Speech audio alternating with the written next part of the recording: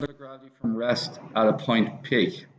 After it has fallen for 1 second, another particle is projected vertically downwards from P with speed 14.7 meters per second. Find the time which they collide. Now, it's a bit like the chasing question we did earlier.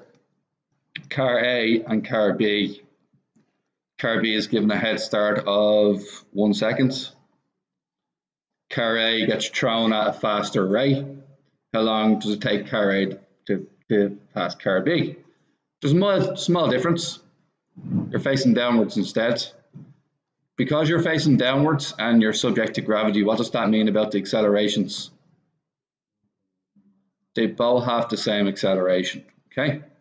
So one of them has a u value of 0 and a value of 9.8. There's no need to do minus 9.8. Can anybody tell me why? Yeah, they're both going in the same direction, so there's no need to worry about it. It's an acceleration, yes. If you're really consistent, yes. Yeah, one. Oddly enough, no. You treat it as two separate entities and that both distances traveled equals the distance between them at the start. So what this man's saying is that if you have two particles, let's say a red particle and a blue particle, let's say for argument's sake they're separated by 100 meters, treat the red particle as positive and get its S value, S1. Treat the blue particle as, well, the acceleration will be negative for the blue particle, and then get S2, and then S1 plus S2 equals 100. And that's how you solve something like that. Okay? It's only if it's going against gravity is the gravity negative, generally speaking. Okay? Now, what can we say about the other one? Sorry, this what I'm writing here is the data set for A, not B, which is a 9. All right, do they both start at the same time? Huh? No. So what should I put down for A, the time? You say t plus 1, or you can use t and t minus 1. I generally use pluses because I'm lazy, and minuses generally require more thinking. So then UVAST for particle 2. So what about particle 2? Gets started off at 14.7.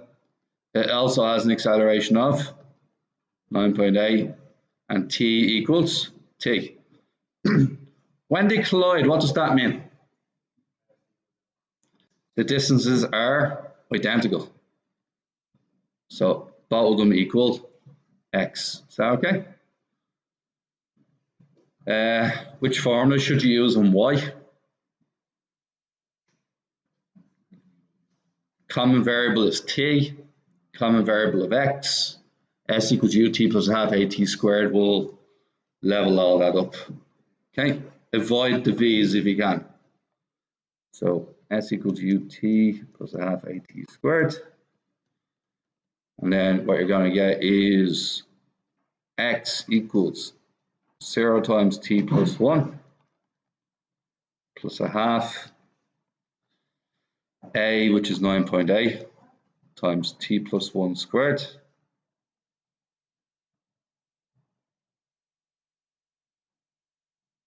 So 4.9, t plus 1 squared is t squared plus 2t plus 1. I'm going to stop there for a minute before I do extra work that I don't have to. I'm going to go over to data set B, and I'm going to have a look there as well. It's going to be x equals ut, which is 14.7. T plus a half at squared, which is going to be a half 9.8 times t squared.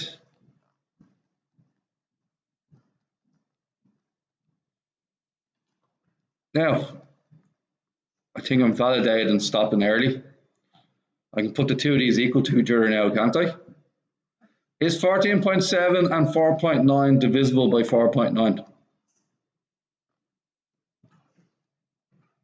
Save me writing out all those decimals. Goes in 3 times, doesn't it? So what I'm going to do is I'm going to divide both sides by 4.9. So divide both sides by 4.9. And what you get is this on its own, which is great. You also end up with 3t plus t squared. The t squareds cancel. Bring the 2t over, and you're going to get t equals 1. What? So 2 seconds and 2 seconds. A is traveling for 2 seconds, and B is only traveling for 1 second. Is that all right with you guys? So this one's traveling for 2 seconds, and this one's traveling for 1 second. All right, we'll pause there for a minute.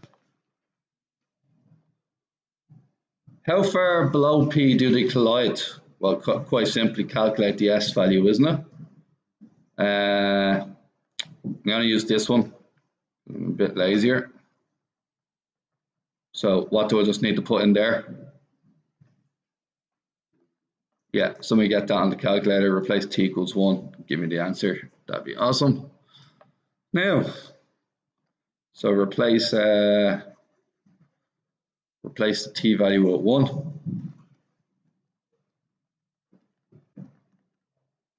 So it's 14.7 plus 4.9, which is 19.6. Right, well, done. Show the motion of both particles on a speed time diagram. All right, no bother. Have all the info, so shouldn't be a big deal. All right, which one's the easy one? Velocity time diagram or speed time diagram. Okay, so which one starts off at a t value of 0? Huh? A. And A is not going that fast, is it? Now, do both lines have to be parallel? Why do both lines have to be parallel? Same acceleration means same slope. Okay, so that's a bit of a pain. So, what does that mean?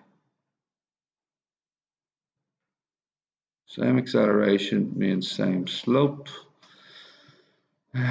This one starts off at 0, 0. No speed and no what? Huh? No speed and no acceleration. Right. So this one starts a second later, doesn't it?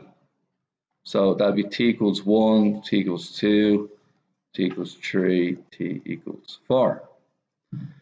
If I draw them parallel, they never intersect. So that's what I'm just thinking for myself there.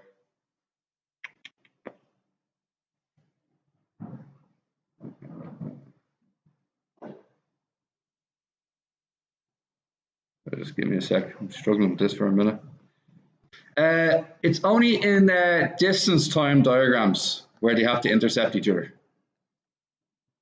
This is a velocity time diagram, which means they don't have to intercept each other, but the areas would be the same. So that's why they don't actually have to intercept each other. So this point here would be, this is where it starts, and it starts at 14.7, sorry, 1 and 14.7, and they both have the same slope, which they definitely do have. So that's 1 and 14.7, and this is the blue line. Unlike a distance speed diagram, they don't actually have to intercept each other. All we need to know is that the areas are going to be the same. Actually happens after 2 seconds, doesn't it? Where the areas are the same. Remember we calculated that earlier? T equals 2, so I could technically do this. Not that I have to, but what basically happens is the black triangle, everybody see the black triangle? It's the same area as the blue trapezium.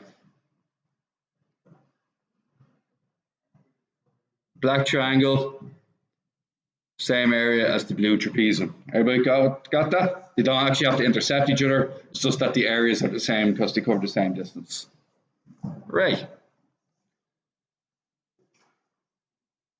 So you can just go back to our original drawing if you want. All right, there it is. Quite bland, really. Okay, move on. Now, really not in the humor for doing this the hard way, so we're going to do it the easy way. Back in the day, if I gave you an equation like this, x equals 3 and x equals 2, we would ask you guys to make the original equation. How would you do that? X minus 3 equals 0 and minus 2 equals 0. And lo and behold, you'd multiply the two brackets out by each other, wouldn't you? And you'd get something like this. Now, there's something that used to be on the course, but is no longer on the course, but we're going to learn it anyway, because it's really easy. There's a little trick to making the quadratic formula, and here's the trick. X squared minus bracket sum of the roots times x plus product of the roots.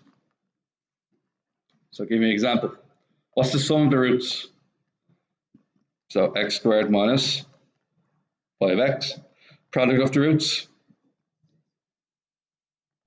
Saves you the hassle, doesn't it? It's faster, quicker, better. I was really annoyed they got it off the course. Okay? So, any formula I want, I can make really quickly. So if they give me x equals minus 7, and then for argument's sake, let's say x equals a half. Okay? What's the sum of the roots? Sum of the roots would be minus 6.5. Would you agree with that? Yeah? What's minus 6.5 is? Plus 6.5 all day long, no bother. What's the product of the roots? Yeah. And then I don't like decimals, so I'll just double my answer. Oh wait, that's 13, isn't it?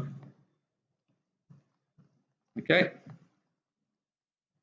And then the answer there is, there you go, done. Pretty simple, isn't it? Now, we're going to use the same thing here. In a way, that's x1 and x2. Would you agree with that? That is x1 and x2. And the sum of the roots would be x1 plus x2. Remember that now in a second, because instead of x's, we're going to have t's. All right. A particle is projected vertically upwards. So what does that mean?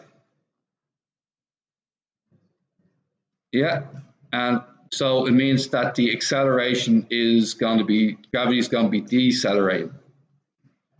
Our u value is 49. Is at a height of 78.4 above the ground at times t1 and t2. Now, glaringly obvious which equation we're using. Which one is it? ut plus a half at squared.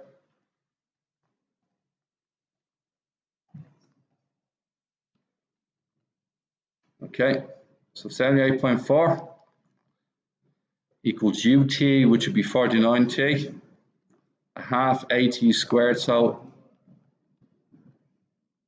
can you close that door for me, please? Thanks.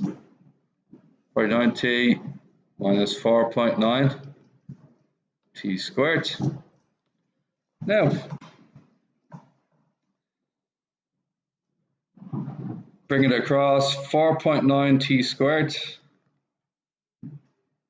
minus 49t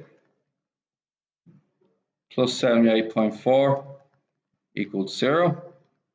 Everybody cool with that? Now, next thing is, are they all divisible by 4.9? They are. You always have to have one t squared at the front. To make my trick work, remember I showed you it's always 1x squared at the front? Yeah?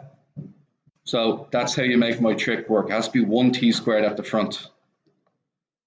Minus 10t. And what's 4.9 into that? 16. Now, remember what I said earlier? Minus sum of the roots.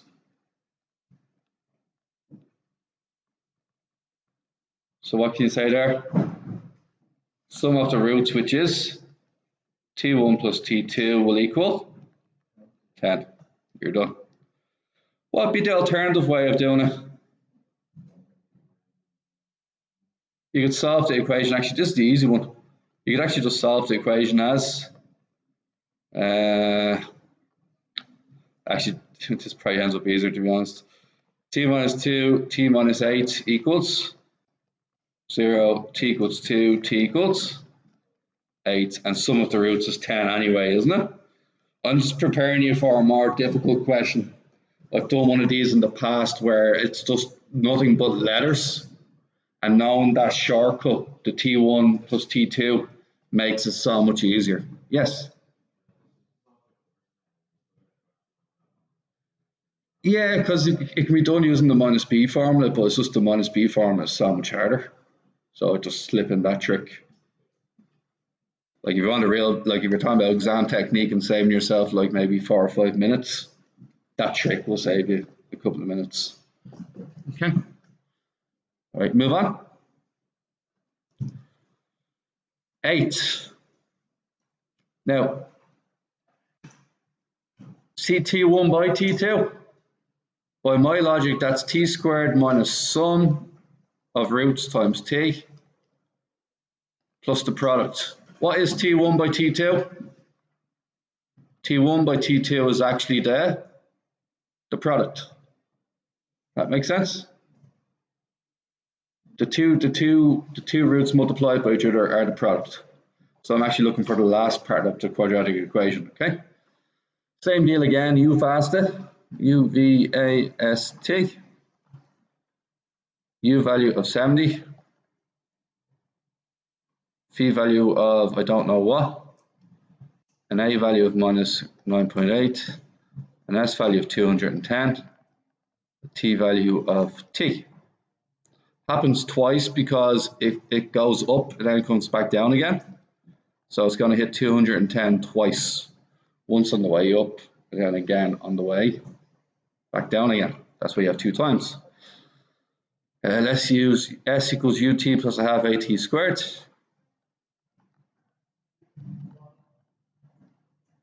So 210 equals UT, which is going to be 70T, plus a half AT squared, which is minus 4.9 T squared. Move it all over one side. 4.9 T squared.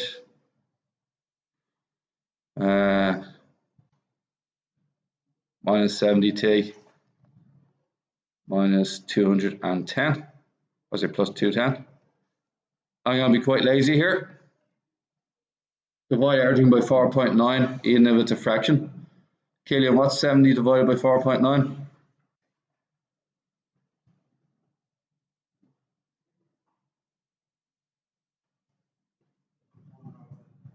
100 over. And finally, what's 210 divided by 4.9? Ah, beautiful. What's the product of the roots then? T1 by T2 is 300 over 7 cross multiply 7 T1 by T2 equals 300. Some of you may want to get the minus b formula, or yeah, you'll do the minus b formula. You'll get an answer for t. You'll get the answer for the other t. For argument's sake, the first t can be answer A, the second t can be answer B, and just find out what 7 multiplied by A multiplied by B is, and you'll also find it's 300. Is that okay? So you can do the minus b formula if you want. Check it that though.